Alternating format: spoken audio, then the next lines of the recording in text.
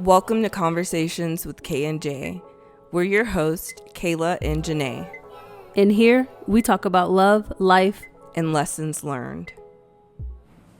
Hey guys, welcome back to another episode of Daily Doses of Conversations with Kayla and Janae. In today's interview, we are looking into the moon in Libra in the fourth house. So spiritually, the challenge is to defend relationships as you did in the past. Why do you think that is in the challenging position? That's challenging position. Defend relationships as you did in the past. I would, go ahead. Because I think it would be about seeing what you value now, like how in the past sessions we were talking about not allowing our trust issues from what we've gained with the past experiences and people, like place them onto relationships or things in our present moment. And so I feel like this is not giving up on how down you were for the people that you were connected to, just putting that loyalty or that downness with the right people. Right. So not letting hurt from past relationships taint how you show up. Your new relationships or change you in a way. Yeah. Like still nurture and give and be who you be have loyal, always been. Be honest, right. In those relationships like you were the last time. Yeah, because even if people do have ill intentions, like it's going to be revealed at some point. Mm-hmm. And like you can't really control that. Mm-hmm. Mm-hmm. So, I don't know, time has already proved that by you not changing who you are deep down, like, it works for you. Right. You shouldn't let that change you. So, the solution says the nurturing of cooperation to perfect what makes you feel secure. Right. To me, that goes hand in hand because it's just who you are naturally, and you being you authentically will always feel secure. But trying to be something that you're not, I think it brings a lot of insecurities. Mm-hmm. Because I feel like recently I've tried to show up differently in a friendship, and it was exhausting me. You knew you was being phony in a way. Yeah, I was genuinely showing up in there, but I felt like I was going out of my comfort for what you willing to do in a relationship. Yeah. Right. And so I think you can have a balance of what you're seeking and what it is. Like, you just have to be in a place of being clear. Right. So not showing up what you think a friend should be like and look like, but just show up as you. Because if they're your friend in the first place, it was something that they liked about you to begin with. Right. And that sets the tone of teaching people how to treat you. Like, you set an expectation from the beginning. Right. And people should know either what they're getting or what they're not getting. Mm-hmm. And then they can make a decision, and you can make a decision as well. Like, I think for me, I used to always feel like other people had the power and the control. And I had to learn that I have I'm stumbling, but I have the ability to make a choice for me too. Like, I can decide if this is something that serves me or resonates with me or not. Mm-hmm. And it doesn't always have to be a negative thing. No. So that brings me peace spiritually on that aspect, because there's nothing really you can do when it comes to other people and how they choose to show up for you. Mm-hmm. So they love it or hate it. Yeah. But this is also like being open and mindful that there are going to be good people and good connections and good situations. So it's about, again, genuinely being who you are and not hiding or trying to change that. Right. I think a good relationship always comes easy. You don't have to try. And a good relationship isn't going to force you to change that. or be Right. something that you're not. Yeah. Yeah. So that's friendships, relationships, you know. It shouldn't be hard or exhausting or feel like you overexerting yourself just to show up. Right. But you want to be in your comfort zone.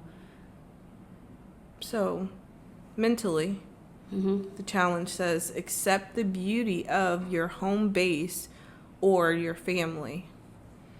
So, I mean, to me, how I'm seeing it, it goes hand in hand with the spiritual message because the home base or your family could be back into how you're used to things being or looking or what you were being shown or given. But I think that has a double-sidedness to it because you can, again, decide like how you want to show up. If you felt like you were never being given the opportunity to see a good relationship, like you were given the opportunity to see what you wouldn't want in a relationship or what doesn't work, right? So it's like becoming what you see for yourself. Again, what makes you comfortable. I think a lot of people reenact The negativity that they see. yeah, or that they grew up around and normalize it. Not even like on purpose, but just thinking that that's how relationships or life is when it was really just a small peek into your individual upbringing, you know? So I don't know. I think you have to express it in order to see if it's something that works for who you truly are. Because I think I used to be very like reactive. And I would look at things in a certain way or judge things because I just grew up around that mentality until I started to realize like I don't want to compare everything. I don't want to look at just the negative sides of people or things. Does that make sense? Yeah, you wanted to see the beauty of what they was bringing to the table, and everybody's not perfect, so it's always going to be something that just like. But if it don't fit for you, if that's not what you want to put into your foundation, then don't. Right, but then don't. But take the positive things or the things that you realize you didn't have in your family dynamic or, you know, in your past relationships. Yeah, and you get to pick and choose. And I think that especially us coming together, like coming from two different family dynamics, Right. I think we have a good balance of both. Yeah. I mean, seeing your family and y'all are small. I have a big family, you know, Yeah. so I'm used to being around a lot of people, and I never knew how to be alone a lot or have my privacy. But I learned that from you that it's valuable to have your alone time, you know? Yeah.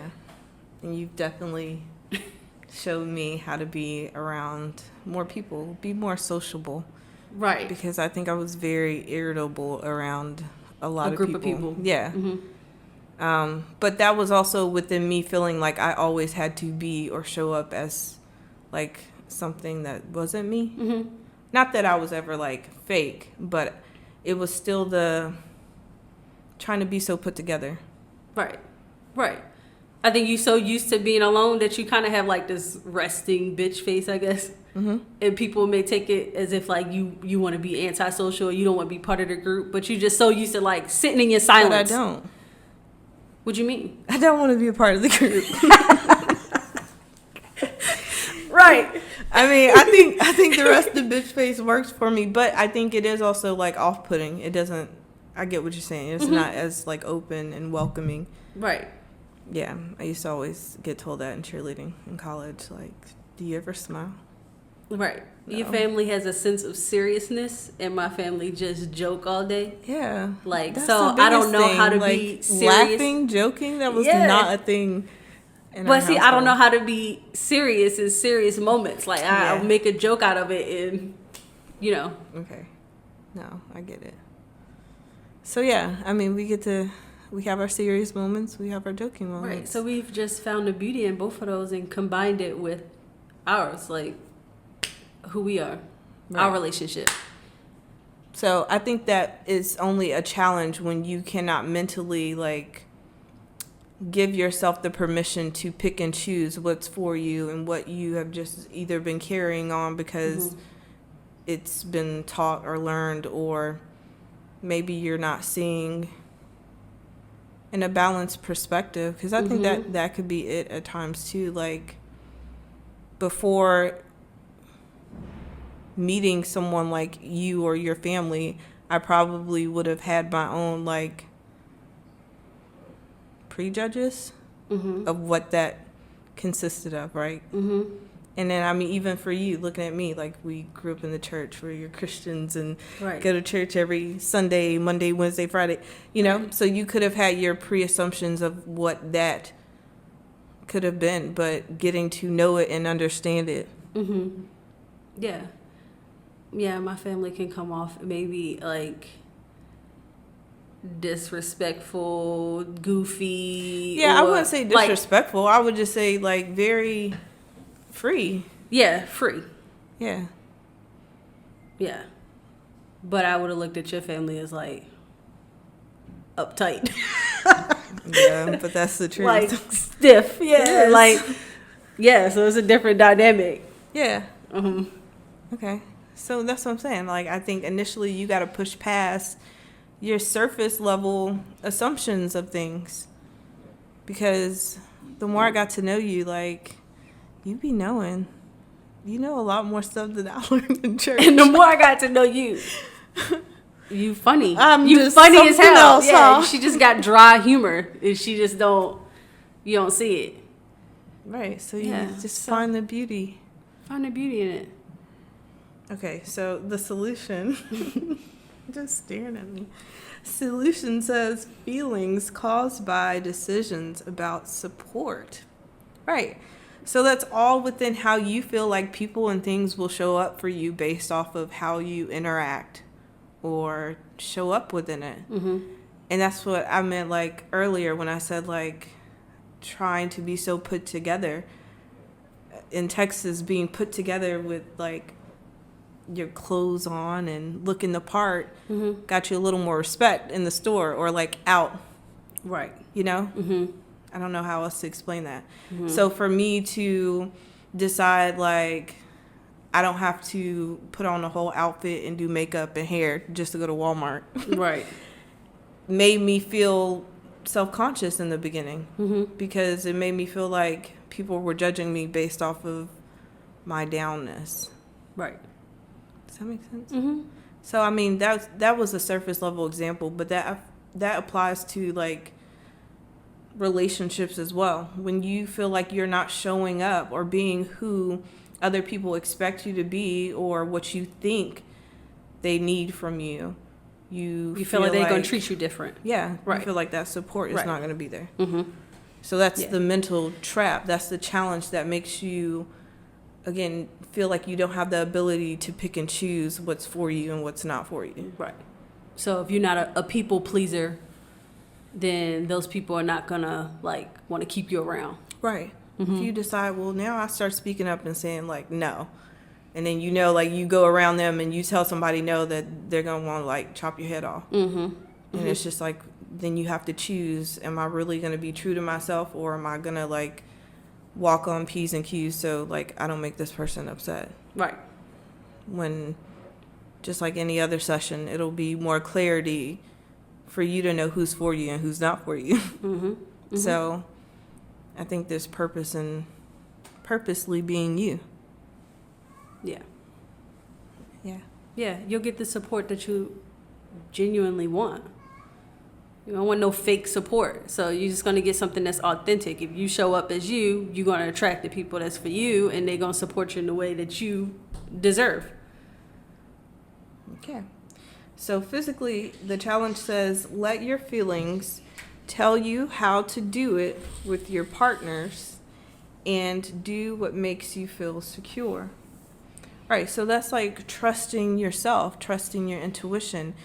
Like, you should not have to think about what is the next thing I'm going to say or what is the next thing I'm going to do. It should be more of just like a going with what feels right in that moment. Like, I may say some off the wall stuff, but I feel safe enough to say something random with you and then know that you would understand what I'm saying. Right. So You not know? like sitting at an awkward date. Yeah. Like- and being like, if I say this, is this going to be weird? Right. Or Overanalyzing it, or it's going with the flow. Mhm. And again, it's really understanding that, like, there really are no mistakes. Mhm. Because even in moments where you feel like you messed up or you messed up something, it still was meant to happen that way. Like, there's still something to learn from it.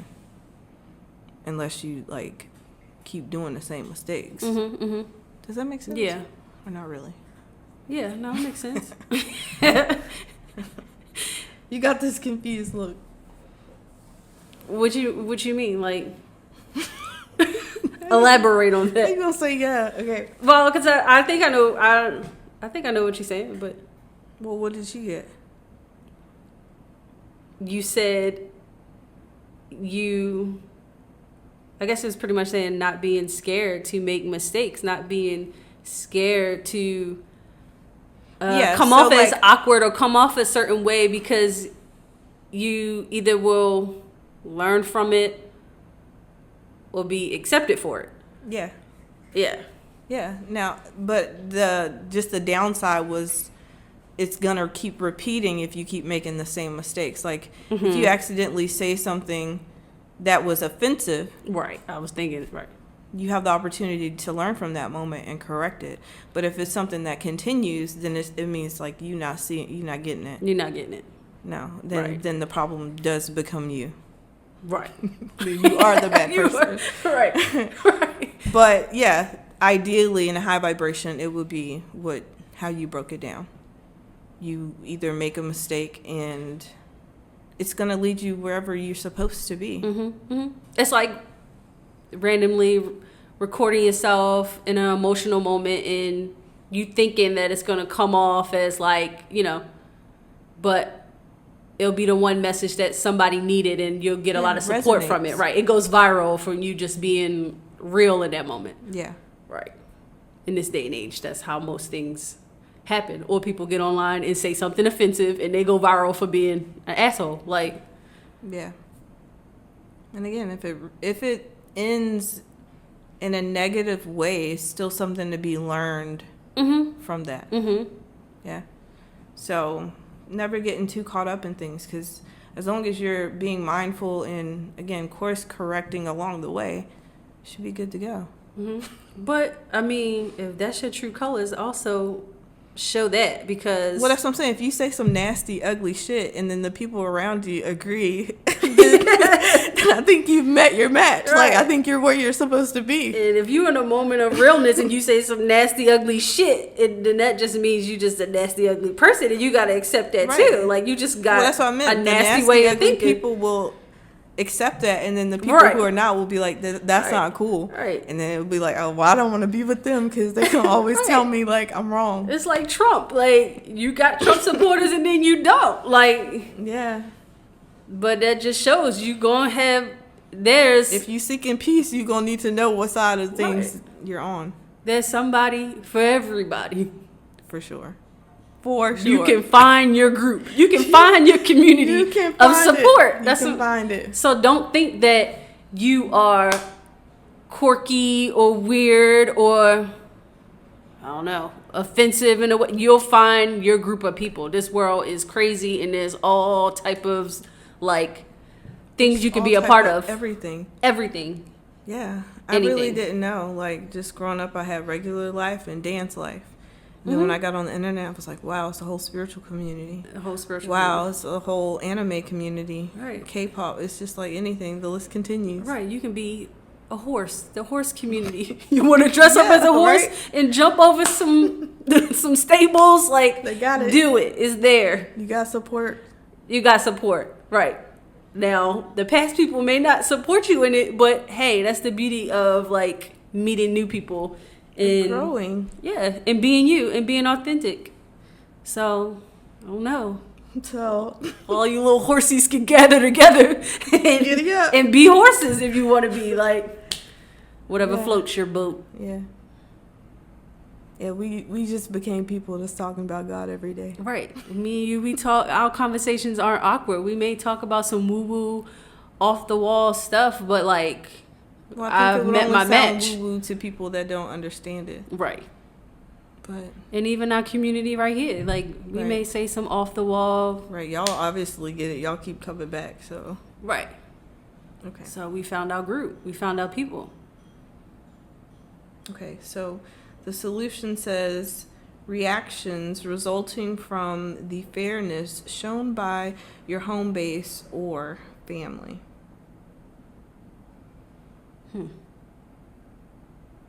Well, yeah. Your reaction, right? People's reaction towards you with you being you, or Yeah, you. that's what I'm saying. Your mother probably gonna look at you and be like, "What the hell are you doing?"